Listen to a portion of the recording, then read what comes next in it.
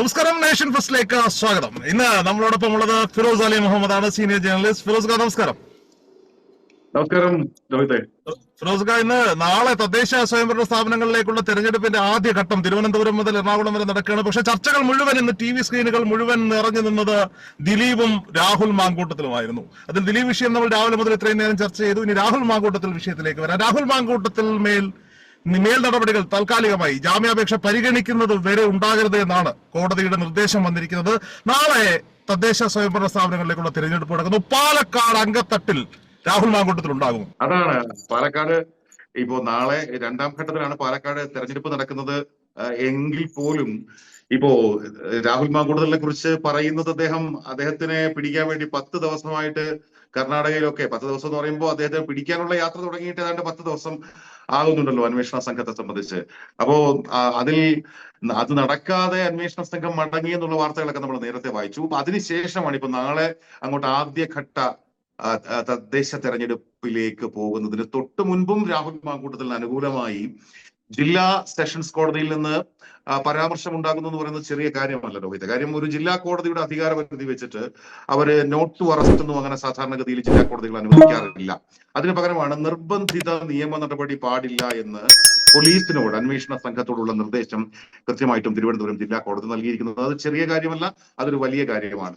ആ കേസുമായി ബന്ധപ്പെട്ട് നമ്മൾ മനസ്സിലാക്കുന്നത് ഇതിനകം പെൺകുട്ടിയുടെ മൊഴി അന്വേഷണ സംഘം പെൺകുട്ടി ആരാണെന്ന് മനസ്സിലാക്കി, പെൺകുട്ടിയെ പോയി കണ്ട് പെൺകുട്ടിയുടെ മൊഴി രേഖപ്പെടുത്തിയെന്നാണ് നമ്മൾ മനസ്സിലാക്കുന്നത്. പക്ഷേ ഒരു കേസുമായി ബന്ധപ്പെട്ട് ഇനിയും അതിൽ പ്രധാനപ്പെട്ട പല കാര്യങ്ങളും ഉണ്ടാകേണ്ടതുണ്ട്. ഇപ്പോ 164 സ്റ്റേറ്റ്മെന്റ് മജിസ്ട്രേറ്റിന് മുമ്പിൽ ആ പെൺകുട്ടിയുടെ മൊഴി രേഖപ്പെടുത്തപ്പെടണം. അതുപോലെ വൈദ്യ പരിശോധന അടക്കമുള്ള കാര്യങ്ങളുണ്ട്. അപ്പൊ അതിന്റെ ഒന്നും ഒരു വ്യക്തത ഇല്ല ഇതുവരെ. മൊഴി മാത്രമാണ് ഉള്ളത് എന്നതുകൊണ്ടാകാം ഒരു പക്ഷേ ജില്ലാ കോടതിയിൽ നിന്ന് കൃത്യമായിട്ടും രാഹുൽ മാങ്കൂട്ടത്തിന് അനുകൂലമായ കൃത്യമായൊരു പരാമർശം ഉണ്ടാകുന്നത്. അതേസമയം തന്നെയാണ് നമുക്ക് നമ്മുടെ മുമ്പിലുള്ളത് 15-ാം തീയതി വരെ ആദ്യത്തെ കേസിൽ രാഹുൽ മാങ്കൂട്ടത്തിനെ അറസ്റ്റ് ചെയ്യരുത്, നോട്ട് ടു അറസ്റ്റ് കൃത്യമായിട്ടും ഹൈക്കോടതി പറയുകയും ചെയ്തിരിക്കുന്നു. അപ്പൊ ഇവിടെയൊക്കെയാണ് ഈ ആദ്യത്തെ കേസിലും രണ്ടാമത്തെ കേസിലും ഇതുവരെ പുറത്തു വന്നിട്ടുള്ള അല്ലെങ്കിൽ അന്വേഷണ സംഘത്തിന് ശേഖരിക്കാൻ കഴിഞ്ഞിട്ടുള്ള തെളിവുകൾ. അത് ഈ പ്രാഥമികമായി പ്രൈമ ഫേസെ രാഹുൽ മാങ്കൂട്ടത്തിൽ എന്തെങ്കിലും ഗുരുതരമായ കുറ്റകൃത്യം ചെയ്തു എന്നുള്ള കോടതികൾക്ക് മുമ്പിൽ ഇതുവരെ സ്ഥാപിക്കാൻ കഴിഞ്ഞിട്ടില്ല അല്ലെങ്കിൽ കഴിയുന്നില്ല എന്നത് തന്നെയാണ്. ആദ്യത്തെ കേസിൽ നമുക്കറിയാം, സ്വാഭാവികമായിട്ടും അതിൽ രാഹുൽ മാങ്കൂട്ടത്തിൽ ഇനി അങ്ങോട്ടുള്ള വ്യവഹാരങ്ങളിൽ രാഹുൽ മാങ്കൂട്ടത്തിൽ ഊരിപ്പോകാനാണ് സാധ്യത. പക്ഷെ രണ്ടാമത്തെ കേസിൽ ഇപ്പോ ഈ ക്രൂരമായ ബലാത്സംഗം എന്ന് പറഞ്ഞുകൊണ്ട് ഒരു പെൺകുട്ടിയുടെ ഒരു മൊഴി വന്നിരിക്കുന്നു എന്ന് പറയുന്നത് പ്രധാനപ്പെട്ട കാര്യമാണ്. അതിന് തെളിയിക്കപ്പെടേണ്ടതാണ്. ഞാൻ മനസ്സിലാക്കുന്നത് ഒരു ജൂറിസ്ഡിക്ഷൻ ഇതുവരെ തീരുമാനിക്കപ്പെട്ടിട്ടില്ല. ഏതെങ്കിലും ഒരു പോലീസ് സ്റ്റേഷനിൽ ഇപ്പോഴും ഈ ഇതുമായി ബന്ധപ്പെട്ട FIR രജിസ്റ്റർ ചെയ്തിട്ടില്ല. അപ്പോൾ മാത്രമാണ് നമുക്ക് അതുമായി ബന്ധപ്പെട്ട കൂടുതൽ അതിന്റെ ഒരു കേസിന്റെ യഥാർത്ഥ ഗ്രാവിറ്റിയിലേക്ക് കാര്യങ്ങൾ വരുമെന്നാണ്. സീറോ FIR-ന്റെ അടിസ്ഥാനത്തിലാണ് ഇപ്പോഴും മുന്നോട്ട് പോകുന്നത് കാര്യങ്ങൾ എന്നാണ് നമ്മൾ മനസ്സിലാക്കുന്നത്. അതായത് സണ്ണി ജോസഫ്, KPCC പ്രസിഡന്റ് സണ്ണി ജോസഫിന്റെ മെയിലിലേക്ക് ബ്ലൂ ബട്ടർഫ്ലൈ എന്ന് പറയുന്ന ഒരു മെയിൽ ID യിൽ നിന്ന് വന്ന പരാതി സണ്ണി ജോസഫ് DGPക്ക് കൈമാറുമ്പോൾ സാങ്കേതികമായി ഇപ്പൊ പരാതിക്കാരിയുടെ മൊഴി വന്നിട്ടുള്ളത് കൊണ്ട് പരാതിക്കാരി ഉണ്ട് എന്ന് തന്നെ നമ്മൾ കരുതണമല്ലോ. അന്വേഷണ സംഘം എന്തായാലും കോടതി പോയിട്ട് ഇല്ലാത്ത പരാതിക്കാരെ പറ്റി പറയുമ്പോൾ ഞാൻ ഈ പരാതിക്കാരെ ഒന്നും ആക്ഷേപിക്കാൻ ആളൊന്നുമല്ല. കേരളത്തിൽ ഹേമ കമ്മിറ്റി റിപ്പോർട്ട് വന്നതിന് ശേഷം നിവിൻ പോളിക്ക് അടക്കം എതിരെ പരാതിക്കാർ വന്ന സാഹചര്യങ്ങളൊക്കെ നമ്മൾ കണ്ടല്ലോ. അങ്ങനെ സാധ്യതകൾ നമുക്ക് തള്ളിക്കളയാൻ സാധിക്കില്ല. എന്തായാലും അത് അന്വേഷണ പരിധിയിലിരിക്കട്ടെ. ഞാൻ ചോദിച്ച ചോദ്യം ഒന്ന് മാറ്റി ചോദിച്ചാൽ, പാലക്കാട് അല്ലെങ്കിൽ നാളെ പത്തനംതിട്ടയിൽ രാഹുലിന്റെ സ്വന്തം നാട്ടിൽ തിരഞ്ഞെടുപ്പ് നടക്കുകയാണ്. രാഹുലിന്റെ ഒരു സ്വഭാവം നമുക്കറിയാം. പെണ്ണു കേസ് വന്നപ്പോൾ കേരളത്തിലെ പ്രമുഖരായ സുന്ദരിമാരായ നടിമാരെ ഇറക്കിക്കൊണ്ട് സ്മൈൽ പദ്ധതിയുടെ ഉദ്ഘാടനമൊക്കെ ചെയ്ത ആളാണ്. ഒരു സോഷ്യൽ മീഡിയ എങ്ങനെ തന്നിലേക്ക് ശ്രദ്ധ ആകർഷിക്കാൻ, തനിക്ക് നേരെ വന്ന നെഗറ്റീവുകളെ എങ്ങനെ പോസിറ്റീവ് ആക്കാം എന്ന് കൃത്യമായ അറിവുള്ള ആളാണ് രാഹുൽ മാങ്കൂട്ടത്തിൽ. അപ്പോ ഉറപ്പായും നാളെ രാഹുലിന്റെ ഒരു ഷോ കേരളത്തിൽ എവിടെയെങ്കിലും ഉണ്ടാകുമോ? അങ്ങനെ നമ്മൾ കരുതണം. കാര്യം ഇപ്പോഴത്തെ ഈ ജില്ലാ കോടതിയിൽ നിന്ന് ഇങ്ങനെ നിർബന്ധിത നിയമ നടപടി പാടില്ല എന്ന് പോലീസിന് നിർദ്ദേശം കൊടുക്കുന്നു എന്ന് പറയുമ്പോൾ അറസ്റ്റ് ചെയ്യരുതെന്ന് തന്നെയാണ് നിയമവ്യവസ്ഥ. അങ്ങനെ തന്നെയാണ് ആ കാര്യത്തെ വിലയിരുത്തുന്നത്. അതായത് ആദ്യത്തെ കേസിൽ 15-ാം തീയതി വരെ അറസ്റ്റ് ഉണ്ടാകില്ല, ഹൈക്കോടതിയാണ് പറഞ്ഞിരിക്കുന്നത്. രണ്ടാമത്തെ കേസിൽ സ്വാഭാവികമായിട്ടും 10-ാം തീയതി വീണ്ടും ആ കേസ് പരിഗണിക്കുമെന്നാണ് നമ്മൾ മനസ്സിലാക്കുന്നത്. അങ്ങനെയാണെങ്കിൽ ബുധനാഴ്ച ആ കേസ് വീണ്ടും മുൻകൂർ ജാമ്യ ഹർജി വീണ്ടും ജില്ലാ കോടതി പരിഗണിക്കുന്നു. അതുവരെ നിർബന്ധിത നിയമ നടപടി പാടില്ല എന്ന് പറയുമ്പോൾ നോട്ട് ടു അറസ്റ്റ് ആണ്. അപ്പൊ അറസ്റ്റ് ചെയ്യരുതെന്ന് പറയുമ്പോൾ സ്വാഭാവികമായിട്ടും രാഹുൽ ഇനി ഒളിവിലിരിക്കേണ്ട ആവശ്യമില്ല. അവിടെ നിന്ന് നേരെ പത്തനംതിട്ടയിലേക്ക് വരാം. പക്ഷെ അവിടെ പാലക്കാട് പോളിംഗ് 11-ാം തീയതിയാണ്. അതുകൊണ്ട് 10-ാം തീയതി ഇനിയിപ്പോ ജില്ലാ കോടതി എന്ത് പറയുന്നു, മുൻകൂർ ജാമ്യം നൽകുമോ അല്ലെങ്കിൽ തള്ളുമോ എന്നൊക്കെയുള്ള കാര്യങ്ങളും ഉണ്ട്. പിന്നെ 10-ാം തീയതി തന്നെ ചിലപ്പോൾ വിധി പറയണം എന്നുമില്ല. ചിലപ്പോൾ 10-ാം തീയതി വീണ്ടും വിശദമായ വാദമൊക്കെ കേട്ട ശേഷം ചിലപ്പോൾ അന്ന് തന്നെ വിധി ഉണ്ടാകാനുള്ള സാധ്യതയുണ്ട്. അത് എന്തായാലും ഇപ്പോഴത്തെ ഒരു സാഹചര്യത്തിൽ രോഹിത് പറഞ്ഞത് വളരെ പ്രധാനപ്പെട്ട കാര്യമാണ്. കാര്യം ഒന്നാമത്തെ ഘട്ടം പത്തനംതിട്ട ജില്ലയിലടക്കം നാളെ പോളിംഗ് നടക്കുന്ന ഒരു സാഹചര്യത്തിൽ രാഹുൽ മാങ്കൂട്ടത്തില് അദ്ദേഹം ഈ പീഡന പരാതിയൊക്കെ വന്ന് ഈ ഫോൺ സംഭാഷണമൊക്കെ വന്നതിന് ശേഷവും കുറച്ച് ദിവസമൊക്കെ ഇങ്ങനെ നടങ്ങിയിരുന്നിട്ട് പിന്നെ ഇറങ്ങി കളിക്കുന്നതാണ് നമ്മൾ കണ്ടത്. നല്ല ഗംഭീരമായിട്ട് ഇറങ്ങി കളിക്കുന്നതാണ് കണ്ടത്. അപ്പോ ഇങ്ങനെ ഒരു സാഹചര്യം കൂടി വരുമ്പോൾ രാഹുൽ മാങ്കൂട്ടത്തില് പുറത്തേക്ക് വരാനുള്ള സാധ്യത, നാളെ പത്തനംതിട്ടയിൽ എത്താനുള്ള സാധ്യതയൊക്കെയാണ് നമ്മൾ കാണേണ്ടത്. അപ്പോഴും ഈ പരാതിക്കാരിയെ അന്വേഷണ സംഘം കണ്ടെത്തുകയും രണ്ടാമത്തെ ഒരു പരാതിയും കൂടി വരുമ്പോൾ അതിൽ കുറച്ചൊരു പ്രതിരോധമുണ്ട് രോഹിത്. നമ്മൾ ആ പ്രതിരോധം രാഹുൽ മാങ്കൂട്ടത്തിൽ പ്രതിരോധത്തിലാണ് എന്ന കാര്യം നമുക്ക് തള്ളിക്കളയാനും പറ്റില്ല. നമുക്കിതിൽ മുൻവിധികൾ ഇല്ലല്ലോ. ഇപ്പൊ നമ്മൾ സംസാരിക്കുമ്പോൾ നമ്മുടെ ചാനലില് നേഷൻ ഫസ്റ്റ് ഈ കാര്യങ്ങൾ സംസാരിക്കുമ്പോൾ നമുക്കൊരു മുൻവിധിയില്ല. നമുക്ക് ഈ കേസിൽ ഇപ്പോൾ രാഹുൽ മാങ്കൂട്ടത്തിൽ അനുകൂലമായി നിന്നവരും ഏതെങ്കിലും തരത്തിൽ ഏതെങ്കിലും ക്രൈമിനെ അനുകൂലിക്കുന്നവരല്ല, റേപ്പിനെയോ അങ്ങനെ എന്തെങ്കിലും സ്ത്രീകൾക്കെതിരായ അതിക്രമങ്ങളെയോ അനുകൂലിക്കുന്നവരല്ല. മറിച്ച് അതിൽ ഈ ആദ്യത്തെ കേസുമായി ബന്ധപ്പെട്ട് സീമാജി നായരും പ്രിയങ്കയും ഒക്കെ പറഞ്ഞ കാര്യം, അല്ലെങ്കിൽ എനിക്ക് തോന്നുന്നു മുൻ MLA ഐഷ പോറ്റി പോലും പറഞ്ഞൊരു കാര്യം, അത്തരത്തിൽ ഇപ്പൊ ആക്ഷേപങ്ങളുടെ അടിസ്ഥാനത്തിൽ നമുക്ക് ആരെയും ഒറ്റപ്പെടുത്താനോ അങ്ങനെ പഴിചാരി ഒറ്റപ്പെടുത്തി, പ്രത്യേകിച്ചും ഒരു രാഷ്ട്രീയ നേതാവിനെ, ഒരു യുവ രാഷ്ട്രീയ നേതാവിനെ അങ്ങനെ ഒറ്റപ്പെടുത്തി ഇല്ലാതാക്കാൻ നമുക്ക് കൂട്ടുനിൽക്കാൻ പറ്റില്ല എന്നാണല്ലോ. അതിലൊരു ഉഭയസമ്മതം ഉണ്ടെങ്കിൽ സ്വാഭാവികമായും അതിൽ സ്ത്രീക്കും പുരുഷനും, അതിന് ലൈംഗിക ബന്ധമാകട്ടെ, അല്ലെങ്കിൽ ഇനി ഗർഭമാകട്ടെ, ഗർഭഛിദ്രമാകട്ടെ, ഇതിനെല്ലാം സ്ത്രീക്കും പുരുഷനും ഒരുപോലെ ഉത്തരവാദിത്തമുണ്ടെന്നും അവർക്ക് ഒരുപോലെ പങ്കുണ്ടെന്നും അതിൽ പുരുഷൻ മാത്രമായി ഏകപക്ഷീയമായി ആക്രമിക്കപ്പെടുകയും വേട്ടയാടപ്പെടുകയും ചെയ്യരുത് എന്നായിരുന്നല്ലോ ഈ കേസിൽ രാഹുൽ മാങ്കൂട്ടത്തിൽ അനുകൂലമായി നിന്നവരൊക്കെ പറഞ്ഞിരുന്നത്. നമുക്കും ഈ കേസുമായി ബന്ധപ്പെട്ട് നമുക്ക് മുൻവിധികളൊന്നുമില്ല. രാഹുല് പൂർണ്ണമായും നിരപരാധിയാണെന്നോ ക്രിസ്റ്റൽ ക്ലിയർ ആണെന്നോ ഒന്നും നമ്മൾ പറയുന്നില്ല. നീതിപീഠം എന്ത് പറയുന്നു അതനുസരിച്ചാണ്. രാഹുൽ നാളെ ഏതെങ്കിലും തരത്തില് രാഹുൽ കുറ്റക്കാരനാണ് അല്ലെങ്കിൽ രാഹുൽ കുറ്റം ചെയ്തിട്ടുണ്ട് എന്ന് നമുക്ക് ആ നിലയ്ക്കുള്ള തെളിവുകൾ പുറത്തു വരുമ്പോൾ സ്വാഭാവികമായിട്ടും നമുക്ക് രാഹുൽ മാങ്കൂട്ടലിനെതിരായ ശക്തമായ ഒരു നിലപാട് സ്വീകരിക്കേണ്ടി വരും. ഇപ്പൊ ദിലീപിന്റെ കേസിൽ തന്നെ സെഷൻസ് കോടതി ദിലീപിനെ കുറ്റവിമുക്തനാക്കുമ്പോ പിന്നെ വീണ്ടും പിന്നെ ദിലീപിന് പിറകെ നമുക്ക് നടക്കാൻ പറ്റും. അല്ലെങ്കിൽ കോടതി പറയുന്നു ദിലീപ് കുറ്റവിമുക്തനാണെന്ന്, പിന്നെയും നമ്മൾ അതിനകത്ത് പിന്നെ ആ കോടതിക്ക് മുകളിൽ ഒരു വിചാരണ നടത്താനൊന്നും രോഹിത് നേരത്തെ പറഞ്ഞതുപോലെ നമ്മളൊന്നും ആളല്ല. അപ്പൊ അതുകൊണ്ട് ഇപ്പോ പ്രാഥമികമായി ഈ ഒരു ഘട്ടത്തിൽ ഹൈക്കോടതിയിൽ നിന്ന് നോട്ട് ടു അറസ്റ്റ് നിലനിൽക്കുന്നു, സെഷൻസ് കോടതിയിൽ നിന്ന് നിർബന്ധിത നിയമ നടപടി പാടില്ല എന്ന് പറയുന്നു. ഇത് രണ്ടും വളരെ സുപ്രധാനമായ രണ്ട് പരാമർശങ്ങളാണ് കോടതിയിൽ നിന്ന്, അല്ലെങ്കിൽ രണ്ട് തീർപ്പുകളാണ്. ആ തീർപ്പുകളുടെ അടിസ്ഥാനത്തിൽ രാഹുൽ മാങ്കൂട്ടത്തിൽ പുറത്തേക്ക് വരാനാണ് സാധ്യത എന്നാണ് തോന്നുന്നത്. നാളെ പത്തനംതിട്ടയിൽ, എനിക്ക് തോന്നുന്നു രോഹിത് പത്തനംതിട്ടയിൽ കണ്ട കറങ്ങി നടക്കുകയാണോ, ആ ഏരിയയിലുണ്ടോ? നാളെ നേരിട്ട് കൊല്ലത്തുണ്ട്. നാളെ നേരിട്ട് കാണാൻ ഉള്ള സാഹചര്യം ഉണ്ടാകും എന്നാണ് നമുക്ക് പ്രതീക്ഷിക്കേണ്ടത്. അങ്ങനെ ഉണ്ടെങ്കിൽ പ്രതിരോധത്തിലാകാൻ പോകുന്നത് പാവപ്പെട്ട കോൺഗ്രസ് പ്രവർത്തകരാ.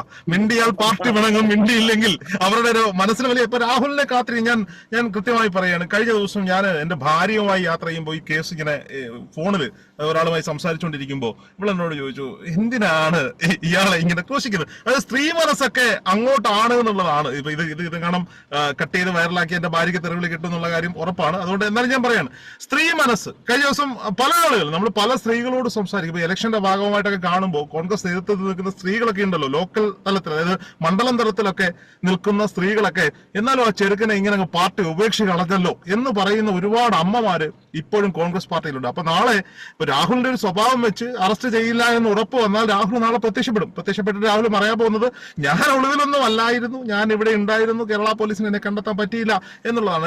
ഫിറോസ്, ഞാൻ ഇതിനകത്തെ കൃത്യമായി എന്റെ ഒരു കണക്ക് കൂട്ടലുകൾ തെറ്റുന്നത്, ഒരിക്കലും ഇയാൾക്ക് അറസ്റ്റ് തടഞ്ഞുകൊണ്ടുള്ള ഒരു ഉത്തരവ് കിട്ടുമെന്നോ അല്ലെങ്കിൽ രണ്ടാമത്തെ കേസ് വരുമെന്നോ എന്നൊക്കെ പറയുന്നതിന് മുമ്പ് തന്നെ ഞാനൊരു ചർച്ചയിൽ പറഞ്ഞിരുന്നു, രാഹുൽ മാങ്കൂട്ടത്തിനെ കൃത്യമായി കേരള പോലീസിന് അറിയാം എവിടെയാണ് ഉള്ളത് എന്ന്. നേരത്തെ അറസ്റ്റ് ചെയ്ത് അതിന്റെ ഒരു ജനപ്രീതി ഒന്നും കളയാൻ ഇടതുപക്ഷ സർക്കാരോ കേരള പോലീസോ ആഗ്രഹിക്കുന്നുണ്ടാവില്ല, സ്പെഷ്യൽ ഇൻവെസ്റ്റിഗേഷൻ ടീം ആഗ്രഹിക്കുന്നുണ്ടാവില്ല.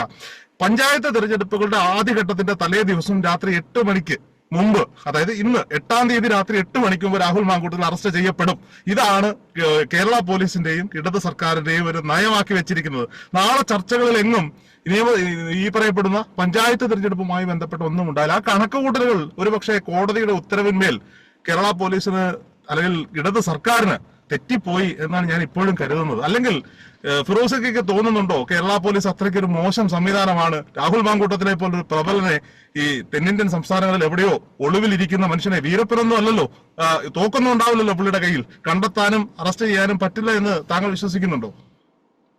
അല്ല രോഹിത്, അതിലൊരു പൊളിറ്റിക്കൽ തീരുമാനം കൃത്യമായിട്ട് ഉണ്ടാകും. പിണറായി വിജയന്റെ ഓഫീസ്, മുഖ്യമന്ത്രിയുടെ ഓഫീസ്, അല്ലെങ്കിൽ പൊളിറ്റിക്കൽ സെക്രട്ടറി പി ശശി പാർട്ടിയുടെ നിർദ്ദേശപ്രകാരം, പാർട്ടി എന്താണോ ഈ വിഷയത്തിൽ പാർട്ടിക്ക് ഒരു നിലപാടുണ്ടാകും. രാഹുൽ മാങ്കൂട്ടത്തിനെ അറസ്റ്റ് ചെയ്താൽ തദ്ദേശ തെരഞ്ഞെടുപ്പിൽ അത് നമുക്ക് തിരിച്ചടിയാകുമോ? പ്രത്യേകിച്ചും അദ്ദേഹം ജാമ്യ ഹർജിയൊക്കെ മൂവ് ചെയ്തുകൊണ്ട് 2 കോടതികളിലായിട്ട് ഇങ്ങനെ നിൽക്കുകയാണ്. ആ സമയത്ത് നമ്മൾ ചാടിക്കേറി അറസ്റ്റ് ചെയ്യാനുള്ള ഒരു സാധ്യത കുറവാണ് എന്ന് തന്നെയാണ് രോഹിത് വിലയിരുത്തുന്നത് പോലെ ഞാനും വിലയിരുത്തിയിരുന്നത്. കാരണം അത് ഏത് തരത്തിൽ ഇപ്പോ തന്നെ രോഹിത് പറഞ്ഞ ചില കാര്യങ്ങളുണ്ടല്ലോ, ഈ സ്ത്രീകളുടെ ഒരു മനസ്സ്, അത് നമ്മളുടെ തന്നെ വീഡിയോകളുടെ താഴെ വരുന്ന കമന്റുകളൊക്കെ ശ്രദ്ധിക്കുമ്പോഴും സാധാരണഗതിയിലുള്ള വിഷയങ്ങളിലൊന്നും അങ്ങനെ കമന്റുകൾ രേഖപ്പെടുത്താത്ത സ്ത്രീകൾ, അല്ലെങ്കിൽ അത്തരത്തിൽ സ്ത്രീകളുടെ പേരുള്ള അത്തരം പ്രൊഫൈലുകളിൽ നിന്ന്, അല്ലെങ്കിൽ അത്തരത്തിലുള്ള ഐഡികളിൽ നിന്ന് രാഹുൽ മാങ്കൂട്ടത്തിന് അനുകൂലമായിട്ടുള്ള ഒരു വികാരം ഉണ്ടാകുന്നു എന്നുള്ളതാണ്. അതിന് പ്രധാനപ്പെട്ട കാരണം ഇതിൽ ഒരു ചെറുപ്പക്കാരനായ രാഷ്ട്രീയ നേതാവിനെ വേട്ടയാടുന്നു, ആവശ്യമില്ലാതെ ഇങ്ങനെ ഈ സ്ത്രീ ബന്ധമൊക്കെ പറഞ്ഞിട്ട് വേട്ടയാടുന്നു. മാത്രമല്ല ഈ ഉമ്മൻചാണ്ടിയുടെയൊക്കെ വിഷയങ്ങളൊക്കെ പൊതുജനങ്ങളുടെ മുമ്പിൽ വല്ലാതെ ഉണ്ട്. എനിക്ക് തോന്നുന്നു വളരെ ന്യൂജൻ പിള്ളേരൊന്നും ഇത് ഇത്തരം വാർത്തകൾ ശ്രദ്ധിക്കുന്ന പോലും ഉണ്ടായില്ല. ഞാൻ പറഞ്ഞത് ഒരു നമ്മൾ ഈ മധ്യവയസ്സിലൊക്കെ എത്തി നിൽക്കുന്ന ഒരു 30 വയസ്സൊക്കെ കഴിഞ്ഞവരാണ് കൂടുതൽ ഇത്തരം വാർത്തകളൊക്കെ ശ്രദ്ധിക്കുന്നത്. അപ്പൊ അത്തരത്തിലുള്ള അമ്മമാരാകട്ടെ, അത്തരത്തിലുള്ള സ്ത്രീജനങ്ങളൊക്കെ പൊതുവെ രാഹുൽ മാങ്കൂട്ടത്തിന് അനുകൂലമായ ഒരു മനസ്സ്, ഒരു പൊതു മനസ്സ് അവർക്കുണ്ട് തന്നെയാണ് കാണേണ്ടത്. അപ്പോ ഈ പോലീസ് രാഹുൽ മാങ്കൂട്ടത്തിലിനെ ഇപ്പൊ ഈ ഓരോ കഥകളായി പറയുന്നത് ജസ്റ്റ് മിസ് എന്നൊക്കെ പറയുന്ന പോലെ അവിടെ ഒരു റിസോർട്ടിലെത്തിയപ്പോ നാടകീയമായിട്ട് രാഹുൽ മാങ്കൂട്ടത്തിൽ ചില മിനിറ്റുകൾക്ക് മുമ്പ് മുങ്ങിക്കളഞ്ഞു എന്നൊക്കെ പറഞ്ഞിട്ടുള്ള കാര്യങ്ങളാണ് നമ്മൾ ഈ വാർത്തകളിലൂടെ നമ്മൾ കാണുന്നത്. ഇതെല്ലാം നമ്മൾ അന്വേഷണ സംഘം കൊടുക്കുന്ന ഫീഡുകളുടെ അടിസ്ഥാനത്തിൽ ആരും ഇതിന് സാക്ഷിയല്ലല്ലോ. മാധ്യമങ്ങളെ പോലും സാക്ഷി, വാർത്താമാധ്യമങ്ങൾ കൊട്ടിഘോഷിച്ച ചുവന്ന പോളോ കാറിന്റെ ഉടമയായ സ്ത്രീയെ ഇതുവരെ ചോദ്യം ചെയ്ത് നമ്മൾ കണ്ടിട്ടില്ല. അയാൾ ഒളിച്ചിരുന്ന കാർ ഏതാണെന്ന് അറിയില്ല. നമ്മളിപ്പോ ദിലീപ് കേസിൽ തന്നെ കണ്ടാണ്, ഉമ്മൻചാണ്ടി കേസ് മെൻഷൻ ചെയ്യുന്നത് പോലെ രാഹുൽ മാങ്കൂട്ടത്തിന്റെ കേസിൽ മെൻഷൻ ചെയ്യപ്പെടാൻ പോകുന്ന കേസാണ് ദിലീപ് കേസ്. ഇന്ന് പോലും ആ മനുഷ്യൻ അയാൾ കുറ്റക്കാരനല്ല എന്ന് തെളിയുന്നതിന് തൊട്ടു മുമ്പ് ആരോപണ വിധേയനായി നിൽക്കുന്ന ദിലീപിന്റെ വീട്ടിൽ നിന്ന് ഹെലികാം വിഷ്വൽസ് വെച്ച് ദിലീപിന്റെ കൈ കണ്ടു, ദിലീപ് കുട പിടിച്ചു പുറത്തേക്ക് ഇറങ്ങുന്നു, ദിലീപിന്റെ വീട്ടിൽ നിന്ന് ചാളമീനാണ് വാങ്ങിയത് എന്നൊക്കെ പറഞ്ഞ് റിപ്പോർട്ട് ചെയ്യുന്ന മാധ്യമങ്ങളെ നമ്മളിത് കേരളത്തിൽ കണ്ടതാണ്. മുതിർന്ന മാധ്യമ പ്രവർത്തകരിൽ അങ്ങേക്കെങ്കിലും ആ വീഡിയോകൾ കണ്ടപ്പോൾ ഇവന്മാർ ഇത് എന്താണ് കാണിക്കുന്നതെന്ന തോന്നൽ ഉണ്ടായി കാണും എന്നുള്ള കാര്യത്തിൽ യാതൊരു സംശയവുമില്ല. അതിന്റെയൊക്കെ കമന്റ് ബോക്സുകൾ ഈ വാർത്താ മാധ്യമത്തിൽ പ്രവർത്തിക്കുന്ന ടെക്നീഷ്യൻസോ അല്ലെങ്കിൽ അവതാരകരോ ജേർണലിസ്റ്റുകളോ അല്ലെങ്കിൽ ഈ ചാനലിന്റെ മാനേജ്മെന്റോ ഒന്ന് തുറന്നു നോക്കുന്നത് നന്നായിരിക്കും എന്നാണ് എനിക്ക് തോന്നുന്നത്. അങ്ങനെയൊന്നും ഉണ്ടാകുന്നില്ല എന്നാണ് തോന്നുന്നത്. കേരളത്തിലെ ജേർണലിസം ഒരു വല്ലാത്ത അവസ്ഥയിലേക്ക് പോയിക്കൊണ്ടിരിക്കുന്നു. താങ്കൾ ഈ മുഴുവൻ സമയം ജേർണലിസം ഉപേക്ഷിച്ച് വിദേശത്തേക്ക് പോകാനുള്ള കാരണങ്ങളിൽ ഒന്ന് അത് തന്നെയാണ് എന്ന് വ്യക്തിപരമായി എനിക്ക് അറിയുകയും ചെയ്യാം. അങ്ങക്ക് ചിരിക്കാം, നന്നായി ചിരിക്കാം. അതെ രോഹിത്, അതിലൊക്കെ വലിയ കാര്യങ്ങളുണ്ട്. ഇപ്പൊ രാഹുൽ മാങ്കൂട്ടത്തിന്റെ വിഷയത്തിൽ തന്നെ ഈ രാഹുലിന് അനുകൂലമായ ഒരു വികാരം ഉണ്ടാക്കാനുള്ള ഏറ്റവും പ്രധാനപ്പെട്ട കാരണം ഈ ചാനലുകളാണ്. ഈ ചാനലുകൾ ഉള്ളതും ഇല്ലാത്തതും എല്ലാമായിട്ട് ഇങ്ങനെ ഓരോ ദിവസമായിട്ട് ഇങ്ങനെ കഥകൾ അടിച്ച് രാഹുലിനെ ഓരോ ദിവസവും ഇങ്ങനെ അവരുടെ കോടതികൾ, ഈ നമ്മുടെ ഈ കോടതികളിലേക്ക്, ജില്ലാ കോടതിയിലും അതുപോലെ ഹൈക്കോടതിയിലൊക്കെ കേസ് വരുന്നതിന് പോലെ ചാനലുകളുടെ കോടതികൾ രാഹുലിനെ വിചാരണ ചെയ്ത് യഥാർത്ഥ കുറ്റക്കാരനാണെന്ന് വിധിച്ചു കഴിഞ്ഞല്ലോ. അദ്ദേഹം പ്രഡേറ്റർ ആണെന്ന് പറയാത്ത ഒരു മാധ്യമവും, ചിലപ്പോൾ ജയ്ഹിന്ദ് TV ഉണ്ടാവും, കോൺഗ്രസിന്റെ ചാനൽ മാത്രമായിരിക്കും ഇദ്ദേഹം പ്രഡേറ്റർ ആണ് അല്ലെങ്കിൽ ഇരപിടിയനാണ് എന്ന് പറയാത്തത്. വിശകലനങ്ങളിൽ എല്ലാ വിശകലനങ്ങളിലും നമ്മൾ കാണുന്നത് രാഹുൽ മാങ്കൂട്ടത്തിൽ പ്രഡേറ്റർ ആണ് എന്നാണ്. അവരുടെ കയ്യിൽ ചിലപ്പോൾ തെളിവുകൾ ഉണ്ടാവും, നമുക്കറിയില്ല. പക്ഷെ അത്തരം തെളിവുകൾ ഉണ്ടെങ്കിൽ പോലും അവർ ആ തെളിവുകൾ കയ്യിൽ വെച്ചിട്ട് അത് പോലീസിന് കൈമാറാതിരിക്കുന്നത് പോലും കുറ്റകൃത്യമല്ലേ എന്നാണ് എന്റെ സംശയം. അപ്പോ അതൊക്കെയാണ്. അപ്പൊ അത്തരത്തില് രാഹുലിനെ ഇങ്ങനെ നിരന്തരമായി ഓരോരോ വാർത്തകളിലൂടെ അങ്ങനെ ഒരു ചെറുപ്പക്കാരൻ അവമതിപ്പുണ്ടാക്കി എല്ലാ മാധ്യമങ്ങളും എന്നുള്ള അങ്ങനെ ഒരു പൊതു വിലയിരുത്തലിന്റെ കൂടി അടിസ്ഥാനത്തിലാണ് സത്യത്തിൽ ഈ പൊതുസമൂഹത്തിൽ നിന്ന് രാഹുൽ മാങ്കൂട്ടത്തിന് അനുകൂലമായിട്ട് ഇത്രയും വലിയ പ്രതികരണങ്ങൾ ഉണ്ടാകുന്നത് എന്നാണ് കരുതുന്നത്. അപ്പോ നമ്മുടെ രാഹുൽ മാങ്കൂട്ടത്തിന്റെ ഈ വിഷയത്തിൽ മാധ്യമങ്ങൾ സ്വീകരിച്ച നിലപാട്, അത് നമുക്കിപ്പോ ഏത് വിഷയത്തിലും നമുക്ക് ഒരു കാര്യങ്ങൾ റിപ്പോർട്ട് ചെയ്യാം, അതിന്റെ വസ്തുതാപരമായി അതിനെ വിശകലനം ചെയ്യുകയൊക്കെ ചെയ്യാം. പക്ഷെ അപ്പോഴും അത് നമ്മളുടെ കയ്യിൽ അതിനുള്ള എവിഡൻസും ഒക്കെ ഉണ്ട്. അതിന്റെ അടിസ്ഥാനത്തിലാണല്ലോ നമ്മളിപ്പോ ആരെയായാലും അങ്ങനെ എന്താ പറയാ, ഈ ആരോപണത്തിന്റെ മുൾമുനയിൽ നിർത്തിക്കൊണ്ട് വിചാരണ ചെയ്ത് നഗ്നനാക്കി കളയുക എന്ന് പറയുന്നത്, അല്ലെങ്കിൽ ഇല്ലായ്മ ചെയ്ത് കളയുക എന്ന് പറയുന്നത്, അത് നമ്മുടെ ഈ വെറുതെ ബോധ്യം എന്ന് പറഞ്ഞാൽ മാത്രം പോരല്ലോ. അതിന് കൃത്യമായി ബോധ്യം ഉണ്ടാകണമെങ്കിൽ ബോധ്യത്തിന്റെ പിന്നിൽ കൃത്യമായ തെളിവുകളോ അതൊക്കെ നമ്മളുടെ കയ്യിൽ ഉണ്ടാകണം. അതൊന്നും ഇല്ലാതെ നമ്മൾ എന്തിനാണ് ഇങ്ങനെ വീണ്ടും വീണ്ടും അതിന്റെ ഒറ്റ കാരണമേ ഉള്ളൂ. രാഹുൽ മാങ്കൂട്ടത്തിൽ വിഷയം ഇപ്പൊ ആളുകൾ വല്ലാതെ, പ്രത്യേകിച്ച് ഒരു രാഷ്ട്രീയ നേതാവിന്റെ കേസ്, അതും അവിഹിതമാണ് കേസ്. ആളുകൾക്ക് അത് കാണാൻ താല്പര്യമുള്ളത് കൊണ്ട് തന്നെ ആയിരിക്കാം ഒരുപക്ഷെ അതിൽ വലിയ തരത്തിലുള്ള ഈ സെൻസേഷണലിസത്തിന്റെ ഏറ്റവും മോശപ്പെട്ട ഒരു അവസ്ഥയിലേക്ക് പോയിട്ടാണ് രാഹുൽ മാങ്കൂട്ടത്തിൽ വിഷയം റിപ്പോർട്ട് ചെയ്യപ്പെട്ടത് എന്ന് രോഹിത് പറയുമ്പോൾ അതിനോട് പൂർണ്ണമായും യോജിക്കുകയാണ്. എന്തായാലും രാഹുൽ ഫാൻസിന്റെ ആശ്വാസമുണ്ട്. ഈ ചാനലുകാരൊക്കെ ഉയർത്തിക്കൊണ്ടുവന്ന ദിലീപ് കേസ് അടക്കം ഒന്ന് ഉള്ളി തൊലിച്ചതുപോലെ ആയി പോയത് കൊണ്ട് രാഹുൽ കേസും അങ്ങനെ ആകുമെന്ന് കുറച്ചു കാലത്തേക്കെങ്കിലും സമാധാനിക്കാം. തെളിവുകളൊക്കെ പുറത്തു വരുന്നത് വരെ, കോടതി ഈ വിഷയത്തിലൊരു തീരുമാനം എടുക്കുന്നത് വരെ. Firoz Ali Muhammad, thank you Firoz. വേറൊരു വിഷയമായി നമുക്ക് ഇനിയും കാണാം. Thank you. സ്നേഹം ഡിയർ, വീണ്ടും ഇരിക്കാം. Thank you.